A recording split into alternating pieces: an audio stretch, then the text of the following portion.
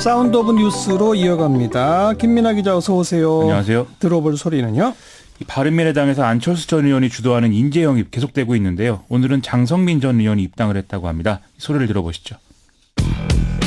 장성민 의원께서는 벌써 20년 전인 1997년 김대중 대통령께서 이뤄낸 수평적 정권 교체의 주역이자 핵심 전략가입니다. 진심으로 환영합니다. 지금 대한민국은 정치가 위기입니다. 정치 위기인 것은 야당 정치가 위기라는 것입니다. 민주주의가 위기를 맞고 있고 견제와 감시 장치가 제대로 안 되고 있습니다. 여당이 국정 운영을 완전히 일방 독주식으로 지금 독선독단에 의존해서 가고 있습니다. 이게 민주주의 위기입니다. 민주주의를 다시 회복시켜야 되겠습니다. 어떤 경우도 대한민국에 민주주의와 경제적 번영을 갖고 온 헌법에서의 자유 탈취만큼은 목숨을 내걸고 막아야 되겠다.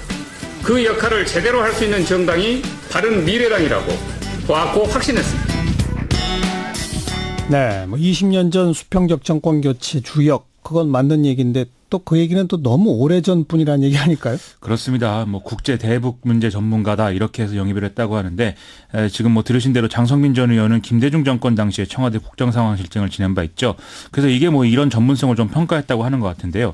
오히려 과거 TV조선 등의 종편 프로그램을 진행할 때 했던 발언들 이것들이 다시 화제가 되고 있는 상황입니다. 5.18 관련 발언이 논란이죠? 그렇습니다. 장성민 전 의원은 TV조선 장성민의 시사 탱크를 진행하면서 이 5.18 민주화운동에 북한군이 개입했다 이런 얘기를 이제 한 바가 있거든요. 네. 그래서 2017년 2월 달에 국민의당의 입당이 불허된 사실도 있습니다. 국민의당에서는 입당이 불허됐는데 바른미래당에서는 허가가 됐군요. 그렇습니다. 그래서 오늘 민주평화당이 이걸 다시 언급하면서 안철수 전 의원이 영입을 취소하고 5.18 유가족과 국민에게 사과해야 된다 이렇게 주장하기도 했는데요.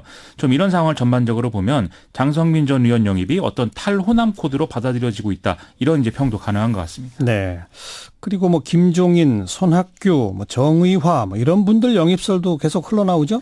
유승민 바른미래당 대표가 어제 이제 이런 여러 가지 설들에 대해서 이분들이 당에서 중요한 역할을 맡아서 동참하도록 설득하고 있다면서 노력하기로 했다. 이렇게 발언을 했는데요. 하지만 이분들도 이제 나름 무게감은 있지만 신선한 인재라기보다는 정치 원로 이런 것으로 받아들여지고 있기 때문에 영입이 현실화되더라도 효과는 좀 미미하지 않느냐라는 게 좀 일반적인 진단인 것 같습니다. 네. 바른미래당 일각에서는 일단 이분들의 영입으로 관심을 좀 불러일으키고 광역단체장급 역임 인사들 공개가 더 예정돼 있다 이런 얘기도 지금 나오긴 하는 모양인데요. 지켜봐야 될 것 같습니다. 서울시장 문제는 아직도 정리가 안 되고 있죠? 지금 계속 안철수 전 의원과 유승민 대표 사이에 기싸움 이런 분위기가 형성되고 있는데요. 네. 최근에 안철수 전 의원이 출마를 하면 유승민 대표도 출마를 결단해야 된다 이런 주장들이 나온다고 전해드렸는데 그렇죠. 유승민 대표는 거듭 불출마 입장을 반복 확인하고 있습니다. 어제 장진영 전 최고위원이 서울시장 출마를 선언했는데요. 유승민 대표는 이런 출마 선언의 사실을 사전에 몰랐다라면서 이런 상황이 있을까 봐 안철수 전 대표님에게 빠른 결단을 요구한 것이다 이렇게 언급했거든요. 예. 빠른 결단을 요구하는 그런 불만 이걸 다시 제기한 것이죠. 어쨌든 두 사람은 다 잠룡들이기 때문에 이런 기싸움은 계속될 것 같습니다. 네. 자, 그리고 북한의 최고위급 인사 중국 방문 김정은인 것으로 확인됐다 이런 보도들이 지금 나오고 있죠?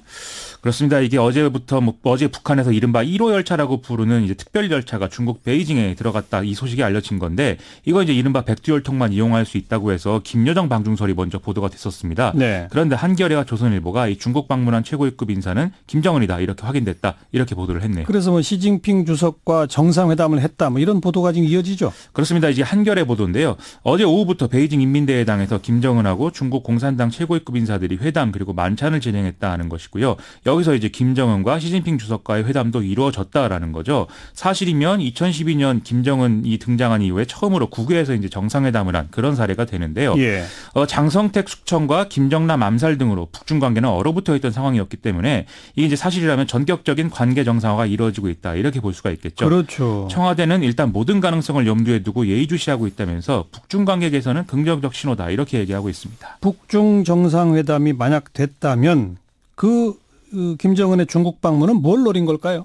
몇 가지 경우의 수가 지금 언급이 되고 있는데요. 첫째는 미국이 북미 정상회담을 수락한 이후에 존 볼턴 전 유엔 대사라든지 마이크 폼피오 CIA 국장 등이 어떤 강경파를 내세우지 않았습니까? 예. 그래서 북한도 그동안 소원했던 좀 중국과의 관계를 풀어서 일종의 외교적 지렛대를 확보했다. 이런 분석이 좀 나오고 있고요. 네. 아시다시피 최근에 미국은 중국과 무역 전쟁까지 예고하면서 힘겨루게 하고 있는 상황이기 때문에 이런 행보가 가능하다. 이런 분석입니다. 둘째는 미국과 대화가 실패할 가능성이 높아졌다. 이렇게 판단을 하고 중국의 제재 완화를 직접 요청하러 갔을 가능성도 있다. 이런 얘기도 같이 나오고 있고요. 예. 셋째는 북미 대화라는 게 결국 이제 중국의 이익과도 직결될 수 있는 그런 결론이 나올 수 있는 거 아니겠습니까? 그래서 이를 앞두고 좀 관계 복원을 통해서 북미 대화의 결론을 사전 조율하기 위해서 방중했다. 이런 이제 진단도 나오는 상황입니다. 예. 중국 입장에서도 이제 남북미 3자 간 회담을 통해서만 북핵 문제가 해결된다. 이런 그림보다는 자신들이 영향력을 발휘할 수 있는 판이 만들어지는 걸 원하고 있기 때문에 아마 이게 성사됐을 거다라는 판단이라는 거죠. 네. 뭐 어떤 이유가 됐건 이렇게 빈번하게 서로 만나고 뭐 자꾸 그렇게 하는 게 좋은 거죠. 그렇습니다. 네. 다음 뉴스는요. 정봉주 전 의원 성추행 의혹 피해자가 오늘 모습을 드러내고 기자회견을 열었는데요. 이 피해자 모 씨는 그동안 사건 당일에 성추행이 벌어진 시간을 특정하지 못하는 그런 상황이었는데 최근에 이것을 증명할 수 있는 SNS 기록을 확보했다. 이렇게 밝혔습니다. 네. 이를 통해서 확인을 해보면 사건이 벌어진 시각은 당일 이제 오후 5시 37분 이후라는 것인데요. 이 주장이 사실이라면 정봉주 전 의원의 팬카페 운영자인 민국파라는 사람이 정봉주 전 의원을 당일 1시에서 2시 사이에 렉싱턴 호텔에 데려다 줬다. 이 증언은 이제 성립이 어려워지는 그런 상황입니다. 그 피해자의 그 시간 확인은 어떻게 한 겁니까? 이게 뭐 아시는 분들도 있을 텐데요. 포스퀘어라는 이 위치 기반 모바일 체크인 서비스 이거 덕분인 건데요.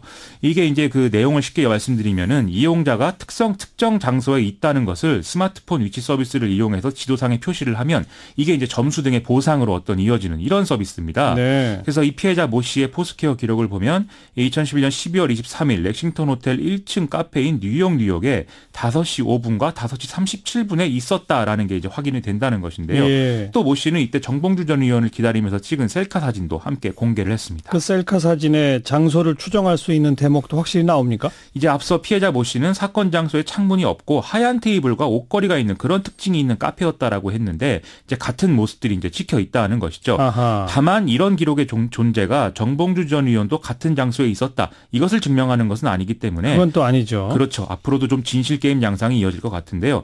그러한 점들을 의식했는지 피해자 모 씨는 자신을 좀 허위 사실을 유포한 혐의로 고소해서라도 진실을 가리든지 뭐 이런 선택을 정봉주 전 의원이 해야 될 것이다. 이런 주장을 하기도 했습니다. 정봉주 전 의원의 뭐 대응을 좀 지켜봐야 되는 상황인 것 같습니다. 복잡하네요, 양상이. 그렇습니다. 다음 뉴스요. 금호 타이어 문제가 혼란스러운 국면으로 좀 빠져들고 있는데요. 산업은행의 제안을 노조가 거부하고 이 금호 타이어 자율협약 시한 만료를 불과 3일 앞둔 그런 상태였는데 타이어 유통회사 국내 회사인 타이어뱅크가 금호 타이어 인수 의사를 밝혔기 때문입니다. 예. 김정규 타이어뱅크 회장은 오늘 대전상공회의소에서 기자회견을 열고 중국의 금호 타이어가 넘어가는 것을 가만히 볼 수가 없어서 인수를 추진하기로 했다고 밝혔는데요.